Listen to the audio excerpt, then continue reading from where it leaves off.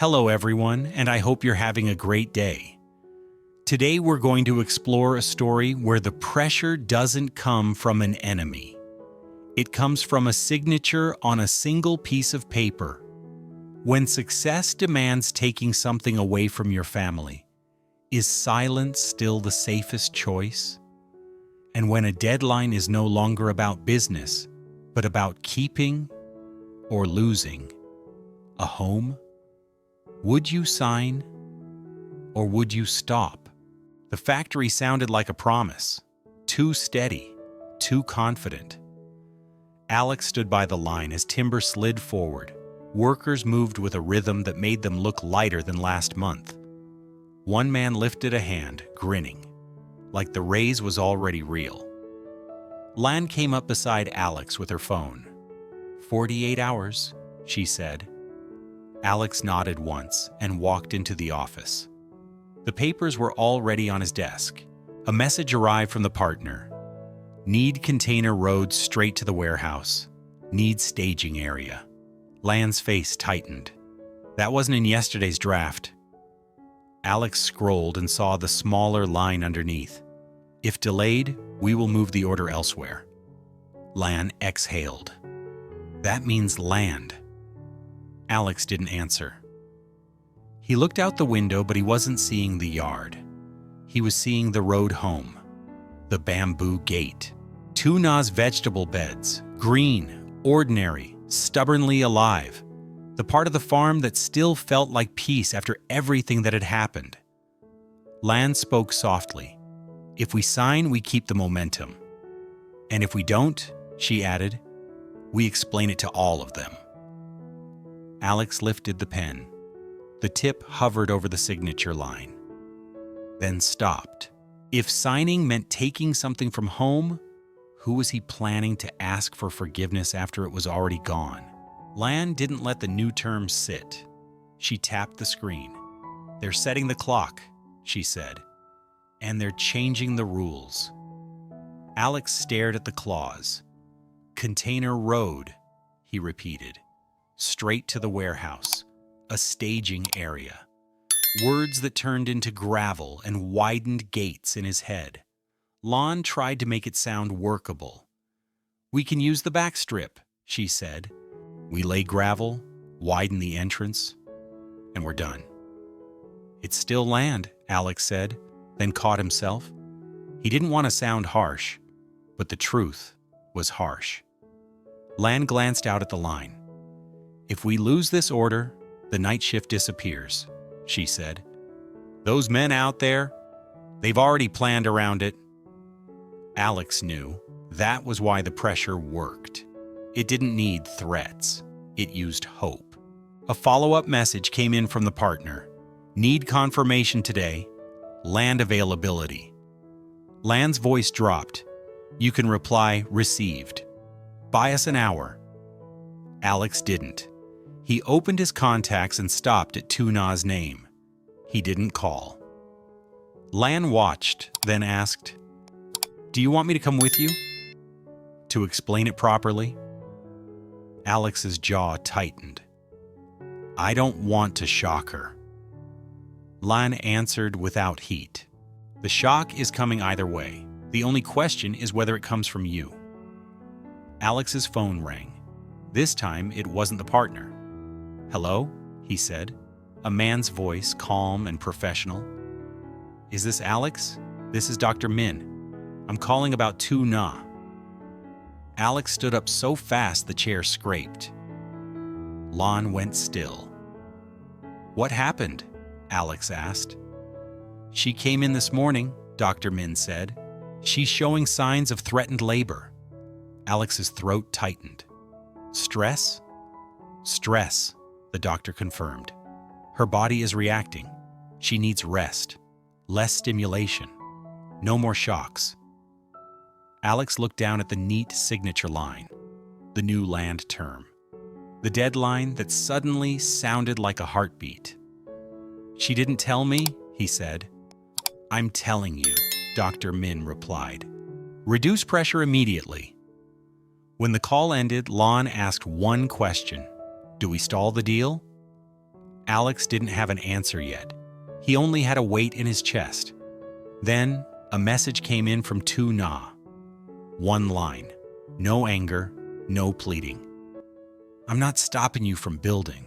I just want to be asked. What are we keeping? Alex stared at the words until they felt like a mirror. He set everything down and walked out of the office. Lon followed him to the yard, quiet steps. Alex, she said, if you don't sign, I need to know what you want me to tell them. Alex looked at the factory line, at the men who smiled at him without knowing. Then he looked toward the road home. And for the first time, the deadline didn't feel like a business problem. It felt like a family problem wearing paperwork. The drive home felt shorter than it should have. The road narrowed. The air shifted from dust to green. But Alex didn't calm, because choices don't soften just because you can see the bamboo gate. Tu Na was in the yard, not kneeling in the garden today. Sitting on the low wooden step beside it, a bowl of food gone cold. Henry leaned against her leg, quiet. Alex stepped out. Henry reached for him on instinct. Alex lifted him, feeling the child's warmth like a weight and a rescue. Tu Na looked up. Her eyes were steady, not accusing, not pleading. That steadiness made Alex's stomach drop. Alex's mother came out from the wooden house. She looked at Alex's empty hands first, then at his face. No papers? She asked. Alex didn't answer. Tu Na spoke, calm. I got checked this morning, she said. The doctor said I need less stress. Alex's chest tightened. So you know, he whispered. I know my body, Tu Na replied, and I know when you're hiding something. His mother's voice stayed quiet, but it landed hard. You brought the factory home again, she said. Alex stared at the garden, at the soft strip of soil beside the beds. The part Tu Na had been tending like it mattered. Because it did. Tu Na lifted one hand to her belly. Then she said, gentle but firm, I'm not stopping you from building. I'm asking you to tell me what you're willing to take. If Alex signed to save the business, would he still recognize the home he was sacrificing to do it? Lan didn't wait long. Her call came while Alex was still holding Henry. Alex let it ring once, twice. Then he answered, turning slightly so Henry wouldn't hear every word. Where are you? Lan asked. At home, Alex said. There was a pause. Not anger, just calculation. Partners asking for confirmation today, Lan said. They want a clear yes on land availability, or they start talking to the next factory. Alex looked at Tu Na. She didn't reach for the phone. She didn't demand anything. She just waited, and that waiting was louder than any argument. I'll call you back, Alex said. Lan exhaled on the other end. Please don't disappear, she said, and ended the call before it became emotion. Alex's mother watched him. Put the phone down, she said. Alex did. He set Henry on the step. Henry wobbled, then steadied himself, little hands patting the wood. He looked toward the garden as if checking it was still there. Tu Na didn't move closer. She stayed where she was. A boundary without a wall. Alex tried to speak first, like he always did when he wanted to control the shape of a conversation. It's a big order, he said. Bigger than we've had? His mother's eyes didn't soften. You already said that last time, she replied. Tell the part you didn't say. Alex swallowed. They added new terms, he admitted. Tu Na nodded once. Land, she said, not a question. Alex's mouth went dry. Yes. He expected Tu Na to break, to cry, to accuse. She didn't. She asked one thing, slow and clear. Which part? Alex hesitated. That hesitation was the confession. His mother answered for him not with words, but with a glance toward the side strip beside the beds. Tu Na followed that glance. Her face tightened for the first time. "That strip," she said. Alex spoke quickly, like speed could undo damage. "It's just for access," he said. "A container road. A staging area. We'll still have the beds. We'll still—" "Stop," Tu Na said quietly. Alex stopped. Tu Na's voice stayed even. "You're describing it like it's nothing," she said. "But it's the place I've been preparing for the baby." Alex flinched. He hadn't wanted to picture it that way. He'd wanted to picture it as numbers, as concrete, as later we'll make it up. His mother stepped in, calm authority. "Don't defend yet," she said to Alex. "Listen first," Tu Na continued. "Do you know what it feels like," she said, "to sit at a table and realize the plan is already made? And you were never in the room?" Alex's throat tightened. "That's not what I meant," he started. Tu Na lifted a hand. "No explanations," she said. "Just answer." Alex looked at the ground, then up.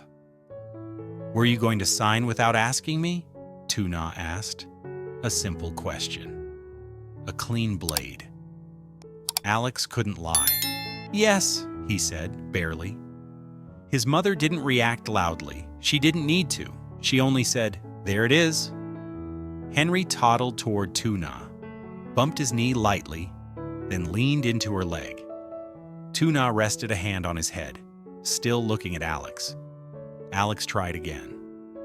Softer. "I thought if I handled it first, you wouldn't have to carry it," he said. Tu Na's eyes narrowed, not with anger, but with understanding that hurt.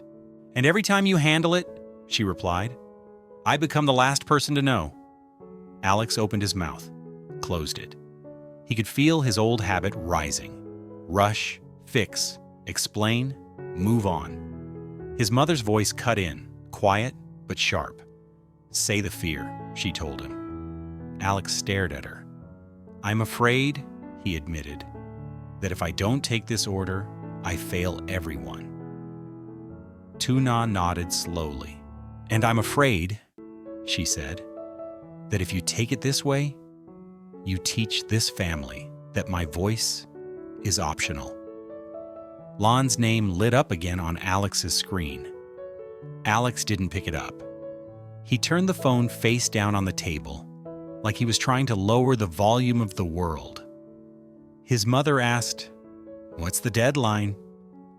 48 hours, Alex said. "And how long were you going to stay silent?" she asked. Alex didn't answer. Tu Na stepped closer just one step, enough to make Alex feel her presence, not enough to comfort him. "I'm not banning success," Tu Na said. "I'm asking you to succeed, without erasing me." Alex nodded once. He wanted to promise, but promises had become cheap in his mouth. His mother's tone stayed level. "You have two ways to succeed," she said.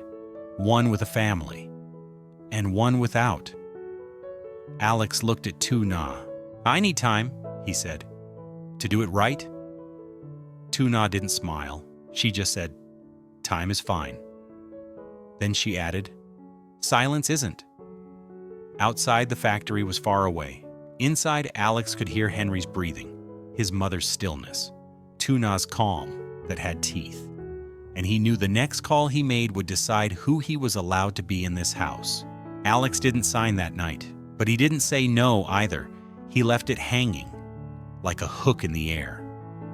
Back at the factory, Lon carried the pause for him. She took calls. She delayed meetings.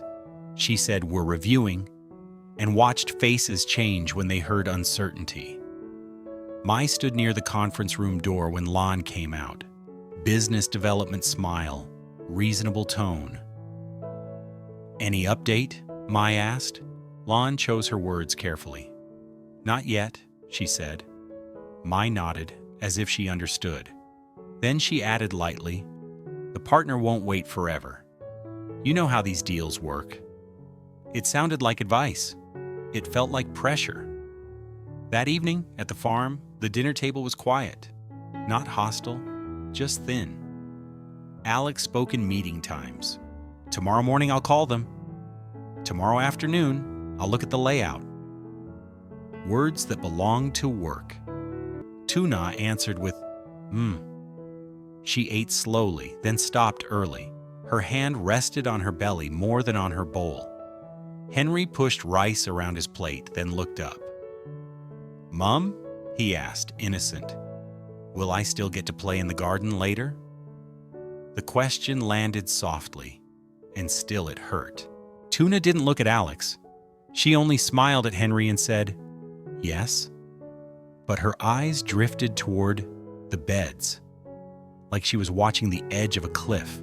Ba Tang came in from outside, wiping her hands on her trousers. She didn't ask what happened. She looked at Tu Na's face and understood enough. She sat down without making noise. Then she said one sentence, plain as soil. A house can grow, but it can also get cold. Alex's mother watched Alex across the table. No judgment in her face, just measurement. After Henry fell asleep, Alex tried to speak. Tu Na, he said, low. I'm trying. Tu Na didn't turn right away. When she did, her voice stayed calm. Trying is not the same as including me, she said. Alex swallowed. I didn't want to stress you, he replied. Tu Na's eyes held him. You didn't want to be told no, she said. Alex flinched because it was too accurate. In the next room, Henry made a small sound in his sleep. A soft, startled breath. Tu Na went to him immediately, hands smoothing his hair, whispering until he settled. Alex watched from the doorway. The cost of his silence wasn't one argument. It was 100 tiny moments like that.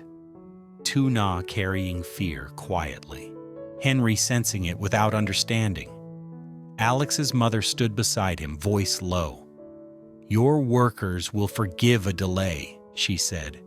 Your family won't forgive being last. Alex didn't answer. He couldn't, because he could already feel himself wanting to rush again. Not out of greed, out of panic. Lan's message arrived near midnight. Decision by noon tomorrow. Alex turned his phone off. All the way.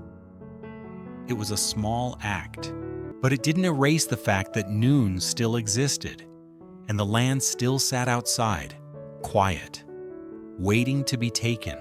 Morning came like it always did, with birds, with steam from the kettle, with Henry's small feet on the wooden floor.